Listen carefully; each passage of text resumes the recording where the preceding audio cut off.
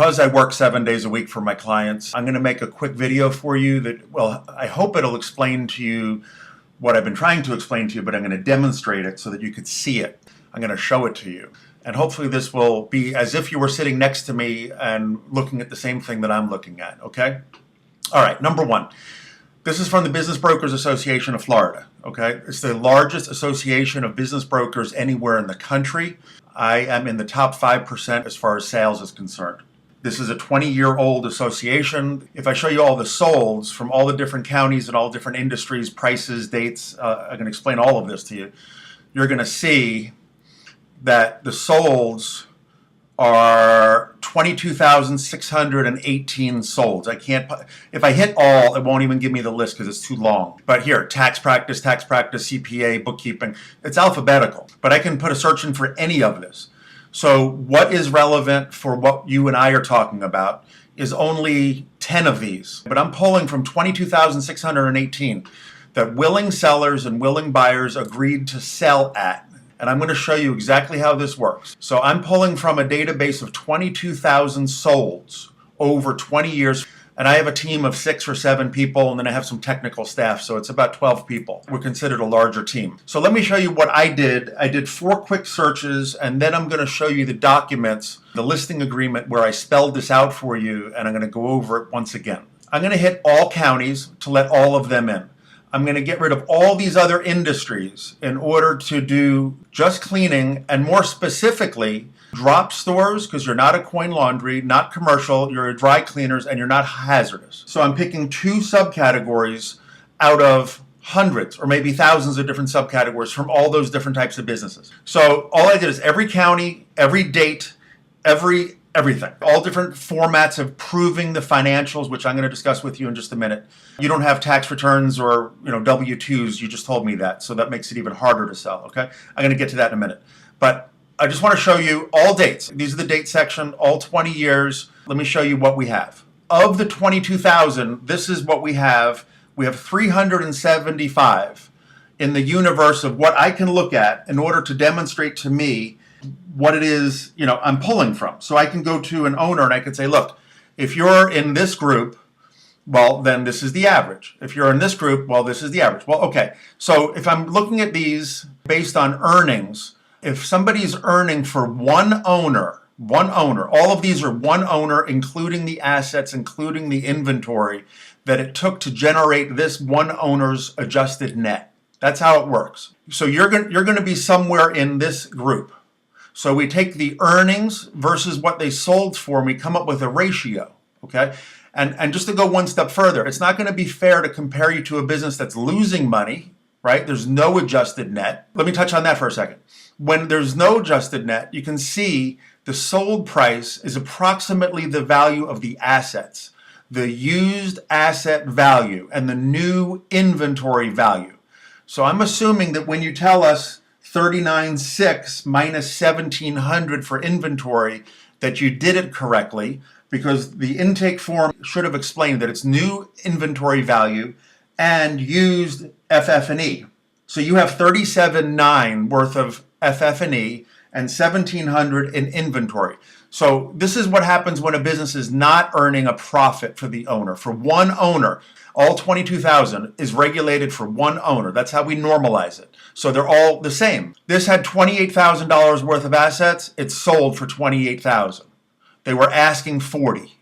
This had 80. It sold for 80.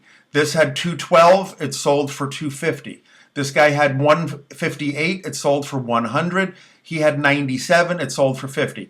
So the question is, did they do this correctly?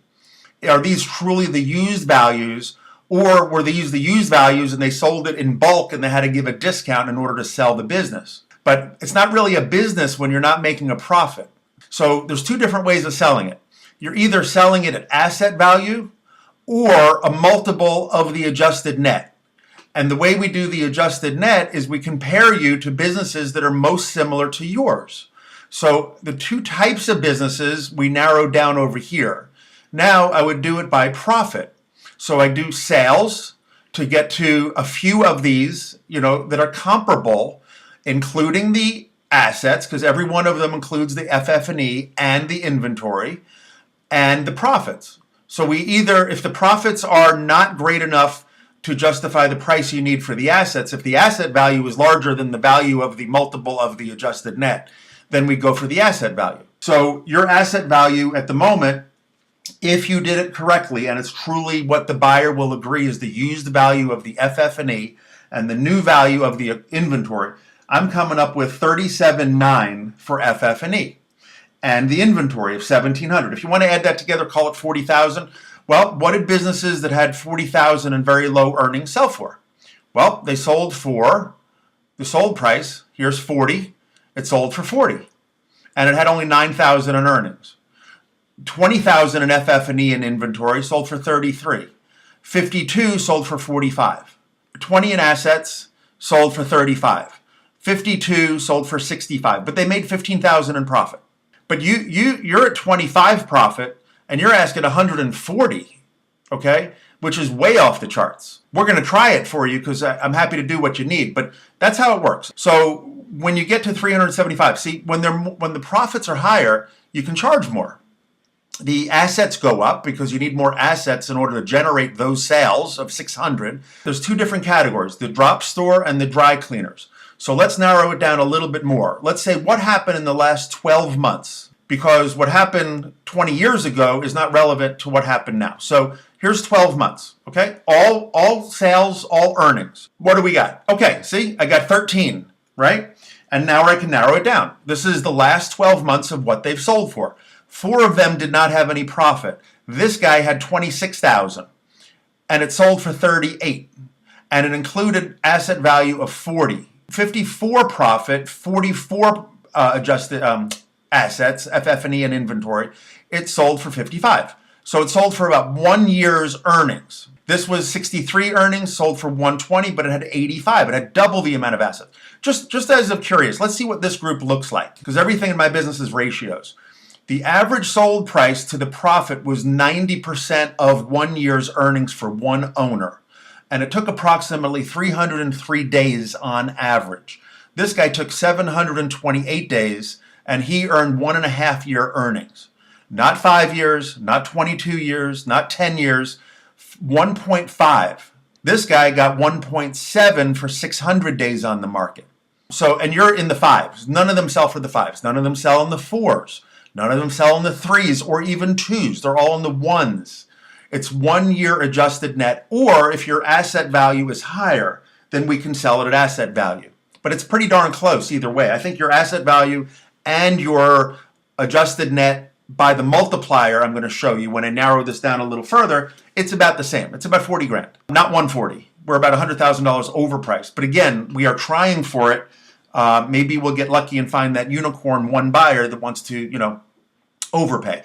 But in the last year, nobody paid over 1.9 years earnings. And to achieve that, they took 399 days to learn what I'm already trying to teach you in a much briefer period of time, that you can only get 1.9. They might have started at some crazy, stupid number. They might have asked for a much higher number and they couldn't get it and they lowered the price over time. That's what generally happens. That's why these businesses are on the market so long. But this is ultimately what willing buyers and willing sellers agreed to have a transaction at, under 2 years of earnings. Or when it's not profitable or small profit, it sells for approximately the asset value. The used value of the assets, the FF&E, furniture, fixtures, and equipment, and the new value of the inventory. But let me narrow this down just a little further. And you see it's 90 cents on a dollar. So if you earned $100,000 in profit, adjusted net, right, for one owner, the price should be about $90,000, and it will take you 303 days on average. If you earn $10,000, you're worth $9,000, including the FF&E. Let me go a little further with you, all right, because it's important that you understand this, or you're going to end up being mad, and we know what we're doing. Okay, all right. So this is the last 12 months, and I don't want you to be on the market for 2 years to learn what I can teach you in an hour. Okay, this is my job. This is what I'm supposed to do. This is 12 months of solds, the 13 we just looked at. Now, I'm going to add in a minimum earnings of the smallest amount, which is $25,000. And I'm going to say gross sales maximum of $150. Now those are the businesses that are most like yours, right? You're earning over 25, you're not earning nothing, okay? And you're not earning, $1 million in sales. So this is most like yours. And now, wait, we got to look at this, but I'm not over here yet. Some of these businesses prove their financials on the tax returns. Yours is not on your tax returns. Yours is not P&L. Yours is owner approved, which is less desirable than if an owner was buying and everything was provable on the tax returns. But let me just show you what happened. There's only two of them. One of them earned 26,000, one earned 66. We know you're not earning 66, and they included assets of 40 and 60. And when I average this out, and I'm gonna do that for you right now, you come up with 1.19, and it took an average of 214 days on the market. The sold price to the down payment is 65%. So 65% down payment, not 100%. This is the down, meaning seller financing of 35%. That's how it worked in order to get the deal done. I'm going to go 200, and I'm going to do the same darn thing here. I'm going to say 1 year. Let's go back 1 year. Let's see here. Okay, there's a few more solds. So what do we have? We have 6. This one had assets of 40. It sold for 38.